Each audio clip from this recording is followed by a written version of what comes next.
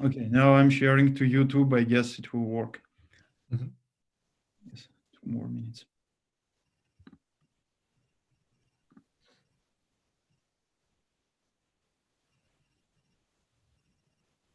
Yes, it worked.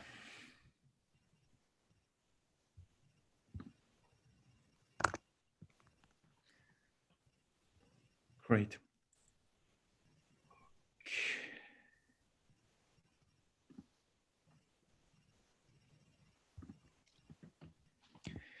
Dear colleagues, dear guests, it's my great pleasure to welcome Professor Charles Hari at our online platform of the Chair of World Politics and International Relations of Russian-Armenian University. As you know, the topic of our today's meeting is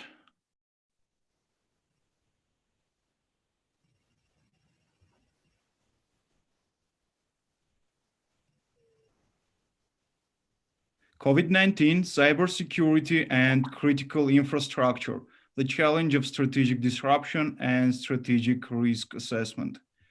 Let me briefly introduce our guest. Professor Charlie is the Director of Operations at the Maryland Global Initiative in Cybersecurity, University of Maryland, and also he is an Associate Research Professor in the School of Public Policy. Professor, thank you for joining us, and the floor is yours.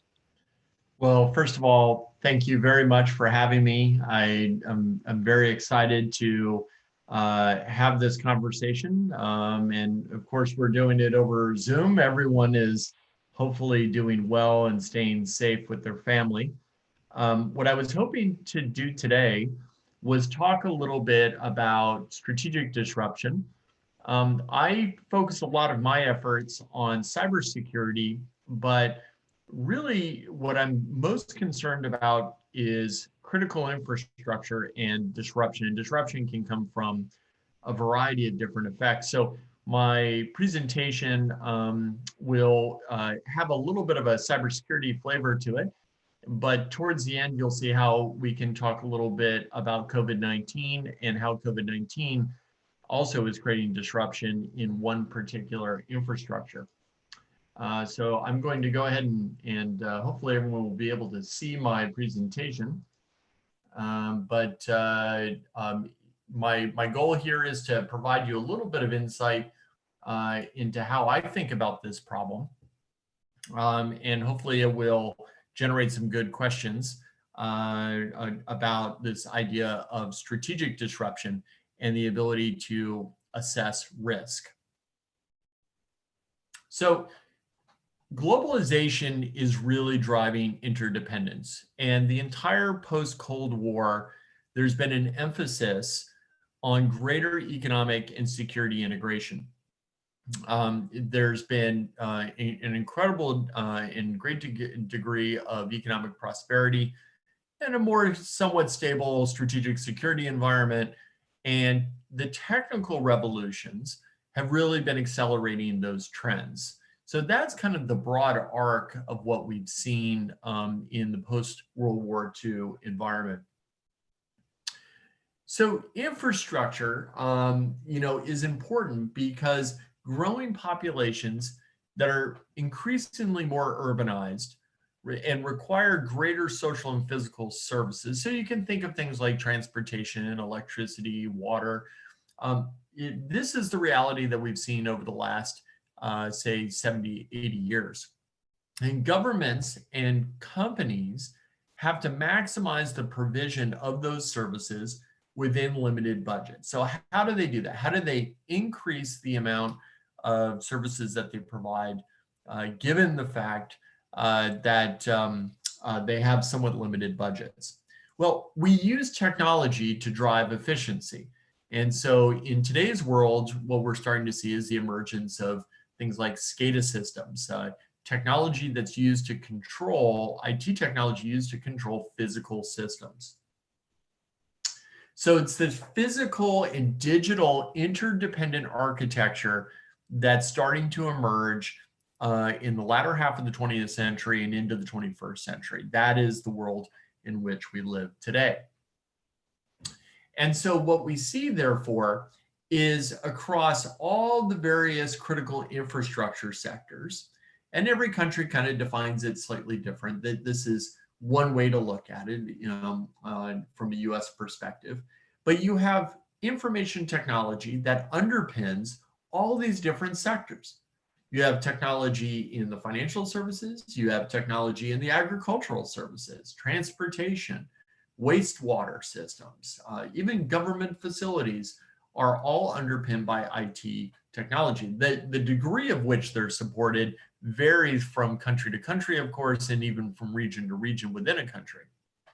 But generally speaking, information technology is broadly supporting all these critical services. So if that's the case, there's a potential for disruption. And that disruption is primarily driven by this high degree of domestic interconnectedness. So you have systems now, IT systems that are supporting critical services, but those services themselves and the organizations that provide those services are increasingly interconnected. They're dependent upon one another. So you're building these structures that are highly interdependent. They're also increasingly globalized. So we're starting to see, for instance, with international trade and supply chains, that's a globalized infrastructure. U.S. firms, oftentimes are doing their manufacturing in foreign countries, whether it's China, Vietnam, or other countries. They're leveraging globalized infrastructures in order to provide their own services. So it's not only about domestic interconnectedness, it's also about globalized infrastructures. And so an impact on specific IT systems can now create what are known as emergent effects. So if I attack one particular device that happens to control core services, then you can create a ripple effect or a cascading failure. And this is something that ends up becoming a real area of concern for policymakers. So the threats to those infrastructure then come in a variety of different flavors. They can come from natural disaster, right? Floods or fires or other types of disasters. Certainly, things that stem from global climate change. They can come from war, of course, terrorism, disease, right? So we're all living through the COVID-19 crisis right now. And yes, of course, from software updates. And just as an example, here's a headline. This is from a news article from Reuters that talked about in 2019 some large-scale delays on Southwest Airlines, which is a regional airline in the United States. But this is just one of several examples that we've seen in air transportation where a software update went bad. And there were delays, across multiple airports, rippling throughout the entire airline. So this is an example of what I mean by even a software update can create an emergent effect where a single IT system goes down and it creates a problem. So increasingly, we have public concern about this idea of strategic disruption to critical systems. And more explicitly, this idea of strategic risk to those systems. And it's driving, certainly in the area of cybersecurity, a lot of the national policy and objectives for trying to build more resilient systems. So for example, from the United States perspective, we have something called the National Cyber Strategy. It was written in 2018, and it specifically talks about how the administration, the Trump administration, is seeking to develop a comprehensive understanding of national risk. The idea is, can we assess what the strategic risk is for all these various critical infrastructures that support society, right? So we want to understand what the risk is to our water systems. We want to understand the risk to our air transportation systems. We want to understand the risk to our electrical systems. This is central to certainly the US, but I would argue most countries around the world look at the problem of strategic cyber risk from this perspective.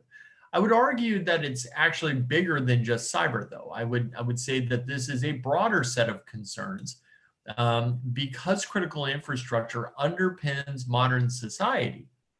We have to more broadly think about this type of strategic risk. So another example would be from the recently released Cyberspace Salam Commission report. This was a bipartisan report that came out of the US Congress that really took a kind of a deeper look at cybersecurity and the problem of strategic cyber effects. And they talk a lot about this notion of layered deterrence, but they specifically call out the idea and the need to accurately identify, assess, and mitigate risk across all of critical infrastructure. So again, this is not just about the Trump administration calling out national risk. This is a bipartisan view, and it's one of the few things left in the United States that's not overly politicized, is trying to protect against cyber attack. This is certainly the US national view of how we need to think about cyber. I would argue that other countries around the world think of it in the same way. So great, we know what to do. Let's go do it. Let's go out. We know we have to measure strategic risk. So not a problem. We figured it out. We've solved the issue. Okay. Well, we got a problem. The Department of Homeland Security, back in 2018, but this still holds true today, specifically noted that we lack any way to measure integrated and scalable assessments of strategic risk. They specifically call this out, that this is a major problem. And it remains an enduring challenge. So again, from the Department of Homeland Security, we have a lack of understanding for effective assessment of cyber risk among organizational leaders, and it's absolutely fundamental. This is a fundamental challenge in the field. I would argue more broadly that that understanding strategic disruption to critical infrastructure is larger than cybersecurity, but my focus tends to be more on strategic cyber effects. So we'll kind of follow in with that example. So the problem is really in the implementation. And if we go and take a look at some of the best practice guidance on assessing integrated strategic risk, we would want to take a look at something like the NIST Standards, or the National Institute of Standards and Technology, NIST, which is part of the Department of Commerce here in the United States. And they provide basically best guidance, best practice for assessing risk. And they basically say that there are 3 tiers of analysis that one needs to do. We need to look at it from the information systems point of view, the mission and business processes, and certainly organizational wide. So they call out the need to have 3 tiers, and these things are interconnected. The challenge, however, is that while the guidance is very clear to say, well, you need to evaluate risk, and they're all integrated, the method for doing so is a different story. And that's where things tend to fall apart. Is how do we actually measure it?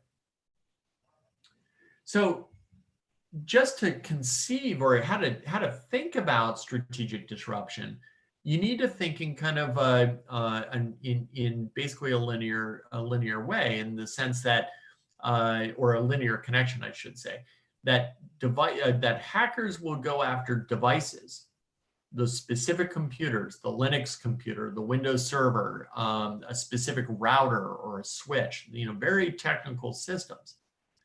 But those attacks, or those devices, I should say, support organizational functions. So if I want to, build a tire, and I've got a manufacturing plant that builds tires, only some of my computers are supporting those operations. Other computers in my network are, related to, things like human resources or administrative functions. So not every device matters, but some devices directly support the core functions in an organization. Those functions work together to perform key services. As you can imagine a series of processes that are linked together in a production chain. We'll kind of talk about that in a second. Those services that are provided by an organization can support society. If the organization is an electrical utility, then their ability to produce, distribute electricity is key to society. If that ability for them to generate and transmit and distribute electricity is compromised, then the society suffers, right? So you need to think about devices supporting processes, processes linked together provide services, services support society. There's a linkage between all of those, and you can't think of them independently because they need to work together. So how can we further conceptualize this emergent notion of strategic disruption? So I'm going to kind of walk through some examples utilizing a very specific sector. So let's go back to that article that I identified. This is the disruption on Southwest Airlines. So let's think about air transportation in the United States as an example.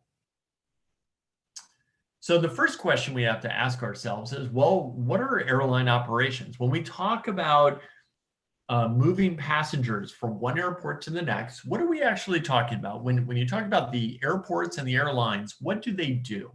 Well, there basically are three major groupings. There's what we call airside operations, which is really focused on kind of the nuts and bolts of flying, taking off and landing of aircraft, right? It's navigation, it's airport traffic management, runway management, ground safety, but it's also terminal operations, right? The ability to, handle all the tasks to move passengers within the terminal.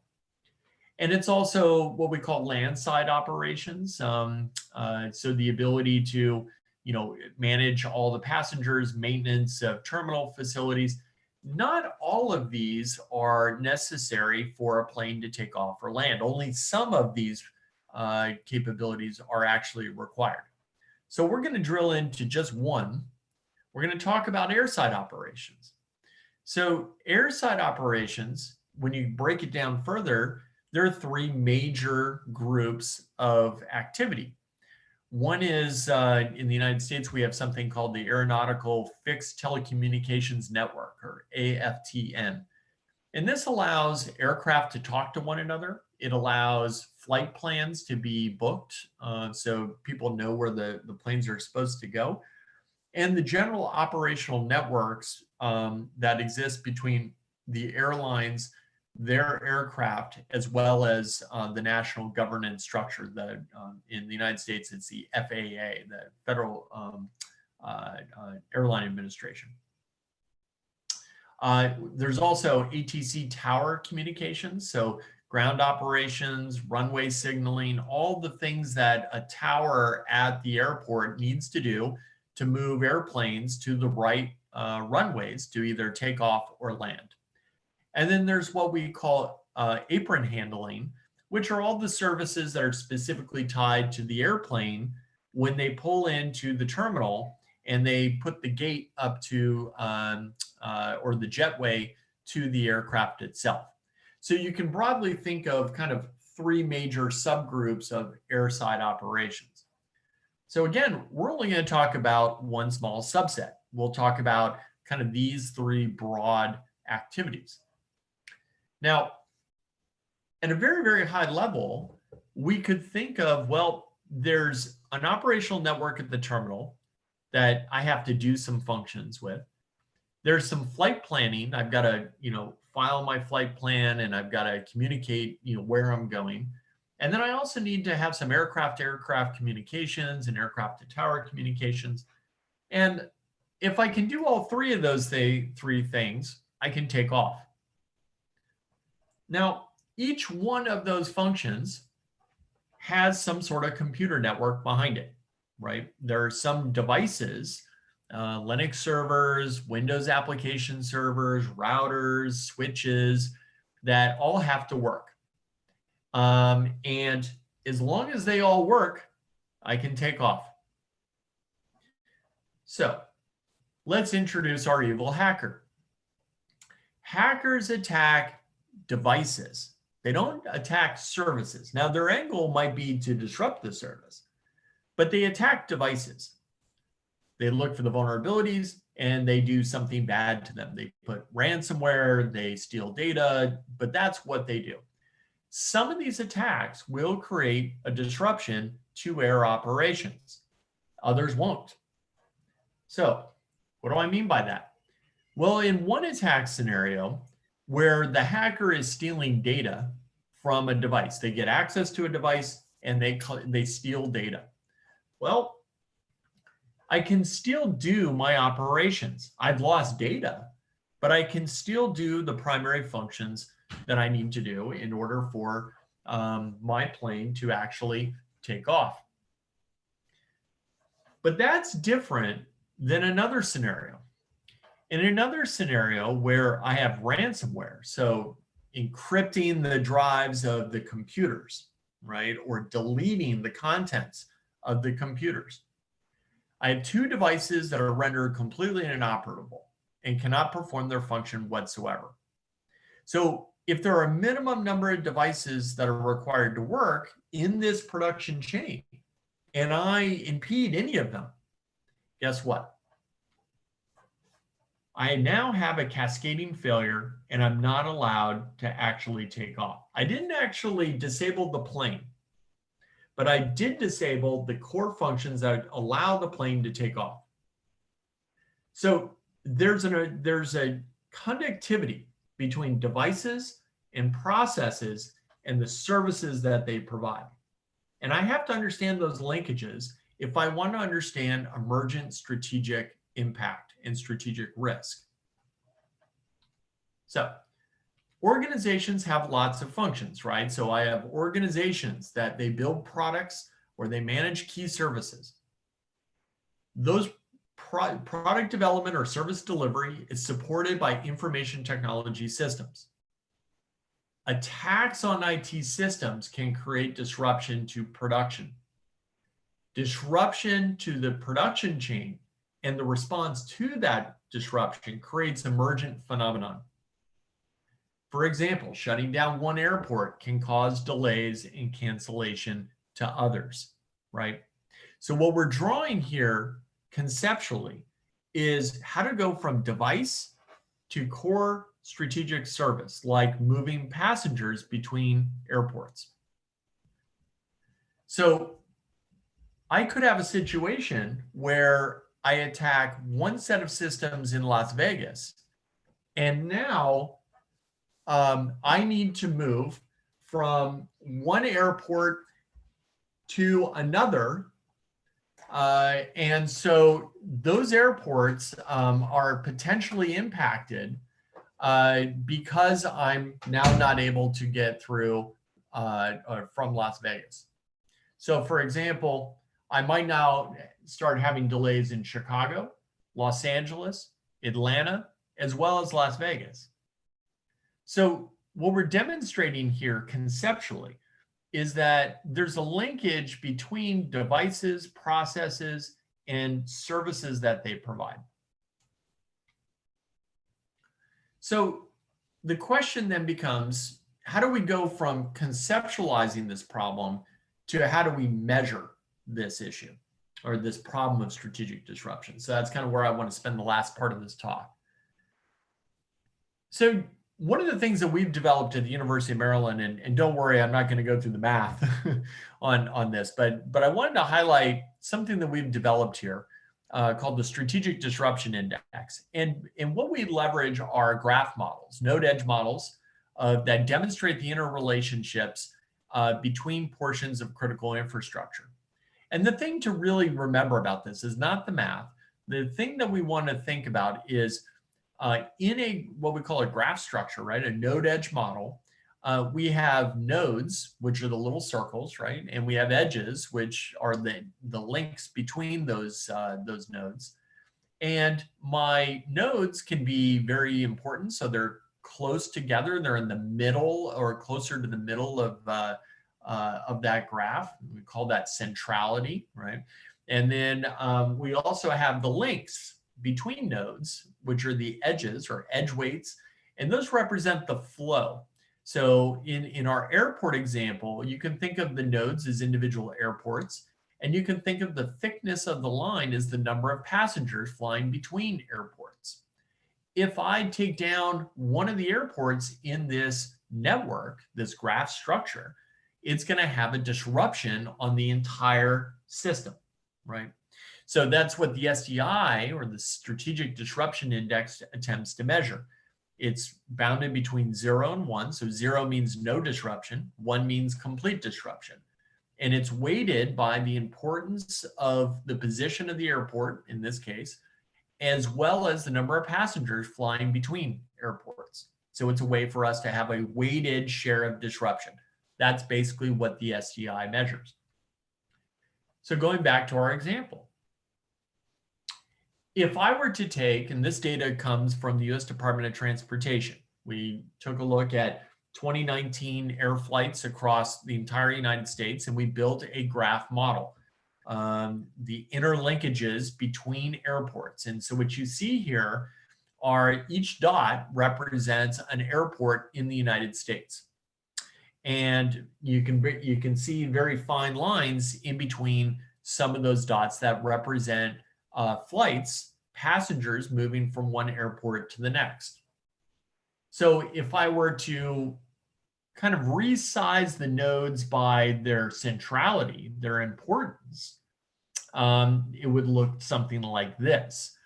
If I were to adjust the width of the linkages, the edges, by number of passengers, it would look like this. And so what you start seeing are, very clear transportation patterns amongst the largest American cities: LA, San Francisco, Seattle, Chicago, New York, are all some of the largest nodes in the air transportation network in the United States. And so if I combine the two, it looks something like this, where now I have built a graph model that takes into account the importance of airports and where they exist in the air transportation network, and the thickness or the flows of passengers between them. So can we apply that Strategic Disruption Index to measure disruption to air transportation? And can we do it for cyber? And can we do it for COVID-19? And can we do it for any other thing that you can think of? Well, let's kind of break it down a little bit. So if I wanted to disrupt one of those nodes in that map, I wanted to take down an airport, specifically a cyber attack against one of those key services on air operations. So I can think of the United States is broken up into regions. And this is a breakdown of how the United States government, the Federal Emergency Management Agency, FEMA, it's the organization in the United States that responds to large-scale disasters, thinks about the US. It breaks it up into 10 different regions. And so we're just going to look at one region. We're going to look at Region 9, which is the west coast of the United States: California, Nevada, Hawaii, Arizona. Those are the states that are in Region 9. And I want to look, instead of looking at all airports and all interconnections in the United States, I'm going to just look at airports in Region 9. And specifically, I'm only going to look at airports that have more than 1,000 passengers in any given year. So there are a lot more smaller regional airports, but I've filtered them out. These are the big ones. So you can see we've got Los Angeles, we've got a lot of airports in Hawaii, We see San Diego, San Jose, Phoenix, and Las Vegas. And that's the graph that we want to look at. So if I were to imagine a scenario where I attack specific airports and I am able to shut down their air operations, one of our evil hacker scenarios that we came up with, I'm going to generate a strategic disruption against that airport. So for instance, if I attack Los Angeles and only Los Angeles is very important in this graph structure. It's in the middle of the graph, so it's highly central, means it has interconnections to almost every other node in this particular graph, and it has a lot of volume. You can see there's a slight difference in the thickness of the lines. So if I take down Los Angeles, but I leave everything else up, I will generate a strategic disruption score using our metric of 0.21. So 21%, the way to think about this is 21% of the weighted share of this air transportation network is taken down just by attacking the one airport. If I compare that to something that's not quite as important, like San Jose, the very last one on the bottom here, and I take San Jose down, well, it doesn't mean that it's not disruptive. It just means it's not as disruptive as taking down Los Angeles, which makes sense because San Jose doesn't have as many passengers and it's not a central hub. So that's a cyber example, but is there a way that we can utilize the same method to try to think about disruption using something like a pandemic like COVID-19? Well, if we just take a look at, and while a lot of the official data isn't available right now, there is some anecdotal evidence and at least some broad thinking about how it's potentially starting to impact worldwide airline passenger flights. And the Air Transportation Association noted that in February of 2020, that we had already seen a 14.1% decline in global demand for air transportation. And in Asia, it was 41%. Now, granted, that's gotten a lot worse in March and April, no doubt. So let's do some hypotheticals. What if we assume a 14% decline of passengers? So we're not taking down any airports, right? All we're doing is reducing the thickness of the edges now. We're reducing the number of people flowing between edges. But air operations still work. And what we're showing here is the difference between February, March, and April 2020. And in February, we assume a 14% decline across all nodes in this graph of passenger flights, 40% in March, and 85% in April, just as a relative example. Now, I've broken this up into disruption at individual airports. But remember, this is not like a cyber attack. Cyber attack was going after a very specific airport, taking down the one node. Now we're talking about broad disruption across the entire graph because the pandemic is affecting everyone. It's affecting all geographies. So I have to calculate it now, not only for every single node in the graph, but now I've got to sum it. And what you'll see at the bottom here is that in February 2020, with a 14% decline in ridership, we see, utilizing our SDI index, a 7% decline or disruption to the infrastructure. And that's 20% in March and 43% in April. Now you might be asking yourself, well, why is it 43% in April when you have an 85% decline of ridership? Well, remember, our SDI measure is balancing two things. It's measuring the availability of those nodes as well as the flow, right? And if I equally weight the two, then just because the ridership is down doesn't mean that the critical infrastructure is down entirely. It means that it's been disrupted, but it's not fully disrupted. So if we were to put these side by side and take a look at STI values from specific cyber attacks, and then start comparing them to the cumulative effects of COVID in February, March, and April, you'll notice that if I attack Los Angeles in a cyber attack and generated 21% weighted share of disruption in this particular structure, that it's roughly on par with the pandemic effects that we see in March of 2020, just using our kind of notional example here. So that's a way to kind of think about calculating disruption. And so the last thing that I want to touch on is, well, can I, if my goal as a policymaker is to think about strategic risk, is there a way for us to really break down and assess fragility of critical infrastructure? Because at the end of the day, I, as a policymaker, want to invest in different network structures to ensure that they're more resilient, that they're able to stand up to some of these types of attacks or global pandemics. So in order to do so, I think I want to introduce kind of three different graph structures. One is a fully connected graph. So I've got, these are just representative examples. So I've got 10 vertices or 10 nodes, and a connected graph just means that all the nodes have connections to every other node. There is no single hub.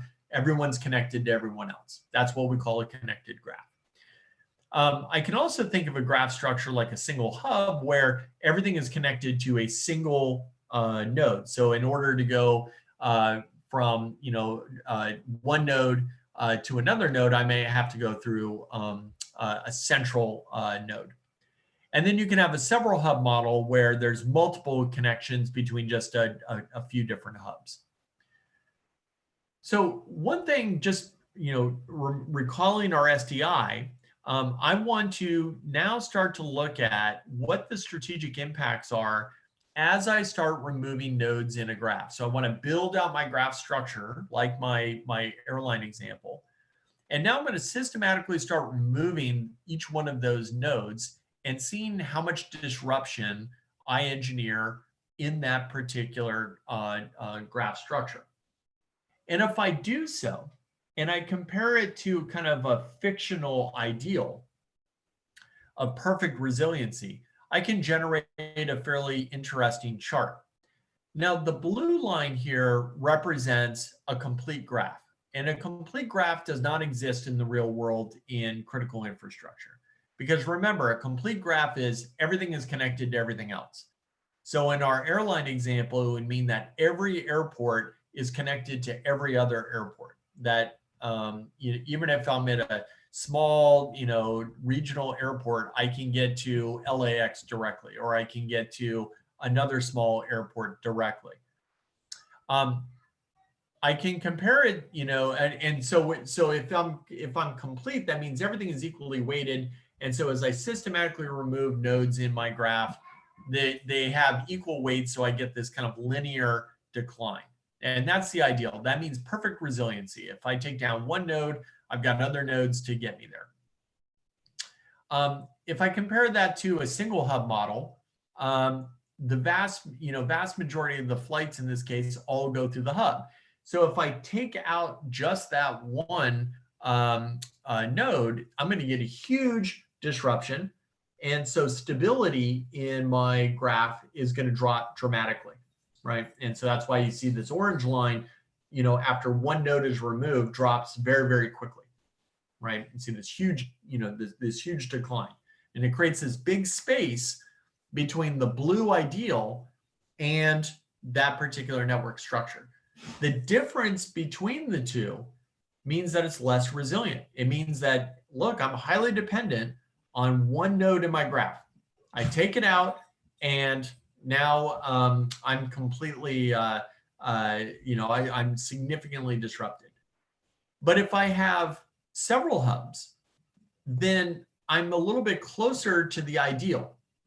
And so that means I have more resiliency, because I don't have to, yes, if LAX goes down, that's a problem.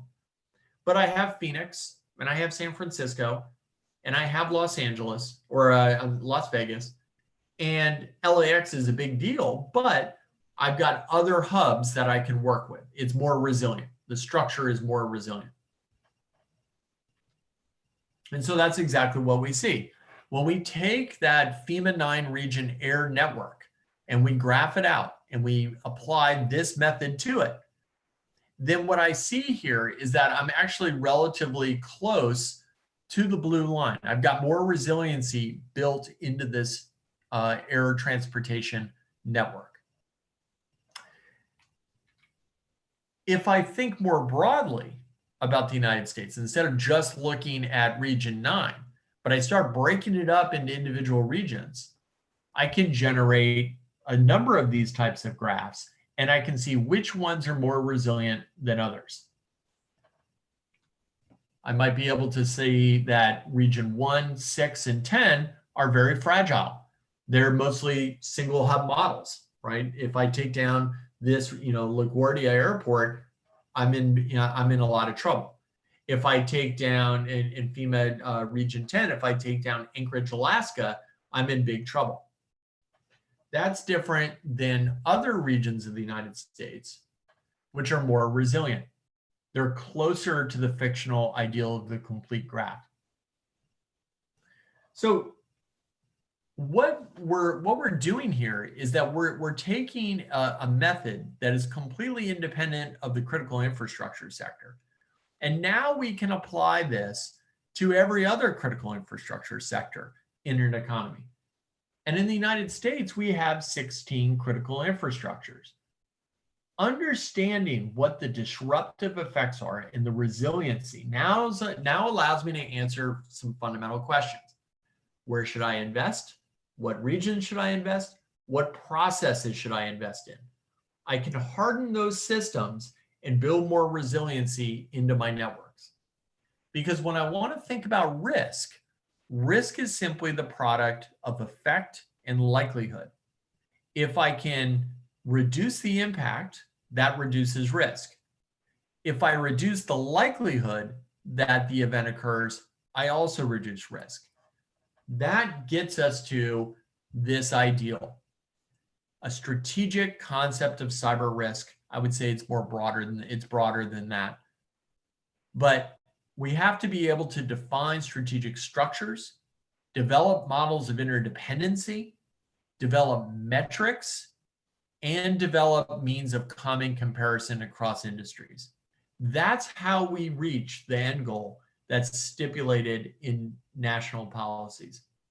So that should be it. Thank you very much, and I'm happy to take any questions. Thank you, Charlie. Thank you very much for your very interesting lecture. It was very interesting to see this combination of the modern processes which are going on the ground on one hand. At the same time, you are rising up very, let's say, fundamental issues which are not very much connected with, let's say, current developments. But at the same time, we have to answer these questions. Despite we have COVID-19, we don't have this. Thank you very much for your lecture. Unfortunately, I'm checking our social networks, both Facebook and YouTube, and I don't see any questions from our followers. But just to kick off, probably I will ask a couple of my questions which came up while listening to you. First of all, you talk about critical cyber infrastructure, about fragility and stuff like this. And my question is the following. Do you have any kind of, let's say, recipe how to identify fragility while we are talking about critical cyber infrastructure? Let's say on the example of 16 cases you showed up with regard to the United States. Yeah, I mean, what my conversation. So, as a research professor, that basically means I get to go out and talk to practitioners Sure. to really deeply understand how these things really work. And I think the challenge that certainly the U.S. government has, and I would argue that most governments around the world have, is this ability to map interdependent critical infrastructure. We're good at saying these industries are critical. So we put things in little piles. But as soon as you ask, okay, well, how does that work? How do natural gas pipelines, work in Armenia or in Germany or in the United Kingdom or in the United States? A lot of that work is done in a very technical field. It's done by the engineers. It's done by, let's say, a Ministry of Energy or a Department of Energy, but it's not well integrated into policymaking. And I would argue that what you have are basically siloed groups. One's very technical and they understand how these things kind of work, but they don't explore kind of the emergent effect on society. And then the other, which is policymakers, they don't understand how things work, and they just kind of broadly talk about critical infrastructure. So there's no way for them to really assess fragility. So the reason I focus on things like measurement is that these are fundamental concepts. They're very, they're basic, but we don't have them. And so, especially in cyber, um, I argue, very forcefully that without those types of things, it's hard to advance. It's hard to develop the recipe, develop the methods to understand real fragility and to do it at scale without fundamental means of measurement. It's kind of like, how do you talk about chemistry if you don't have a concept of an atom, right? If it's that I argue, and maybe I'm wrong, this is my opinion, but without some fundamental concepts defined, we're never going to advance. It'll be a situation where we constantly admire the problem without really making progress. Great. Thank you so much. Yeah, I guess one of our followers wrote that he has a question, but he didn't come up with a question. I don't know why. So strange. And yeah, if there is no more questions, I want to take this chance and ask one more question. Sure. More general, let's say, and everyone these days is talking about change of world order, about like multipolarity and these kind of things. What do you think, provided the developments with COVID-19 and that the world is moving towards, let's say, more digital stuff, do you think that we these days we can talk about, let's say, new cyber world order? This is one thing. And as a continuation, do you think that these days we can talk about digital 3.0, provided all those developments in the world? Yeah, I think what you're seeing is that as people, well, there are a couple of different trends that are occurring. One is greater regionalization of the internet. The Russian government, the Chinese government, but even the Iranians and others are trying to the best degree possible, create their own kind of regional sections of the internet. They don't want to be dependent upon internet infrastructure that's outside of their zone of control. There's this kind of broader move to try to centralize as much as possible within kind of their territory. And I think something like COVID-19, I think something certainly like the changing security environment in the world is really driving that trend. So you're seeing kind of fractionalization and regionalization of the internet. So you're absolutely seeing that. I think to the degree that you're seeing this changing world order, countries need to broadly understand how their infrastructure is supported and where it's supported. Um, these systems are physical at their base, and they have to be somewhere, right? They have to be resident in a country. They have to be, the United States may choose to have some of its critical infrastructure be hosted in the cloud, for instance, but that cloud data center might be in Germany. And so if you are kind of rethinking from a security point of view, how changes in technology are reordering the world, you've got to start blending the physical and the virtual together to understand where the power is. Does the United States early on in the web and internet revolution had a tremendous amount of digital power because we maintained a lot of the core systems. Some of the the ICANN system was originally developed and managed by the United States, right? That's now moved to be international, but that was a core part of the internet, the ability to do domain registration. There are other parts of global telecommunications where the vast majority of telecommunications would flow through the continental United States. That provided a potential large amount of American power in kind of the cyber world. If there's a move to push out some of that technology to China or to Russia, you're seeing an acquisition of power in a different space. And so I think your point is a good one, which is the changing international dimensions in security environment. There's certainly a cyber component, and this notion of cyber power, that folks like Joseph Nye would talk about, are following kind of these broader technical trends. So if you were to map it out from, let's say, the origin of the modern internet from in 1983 to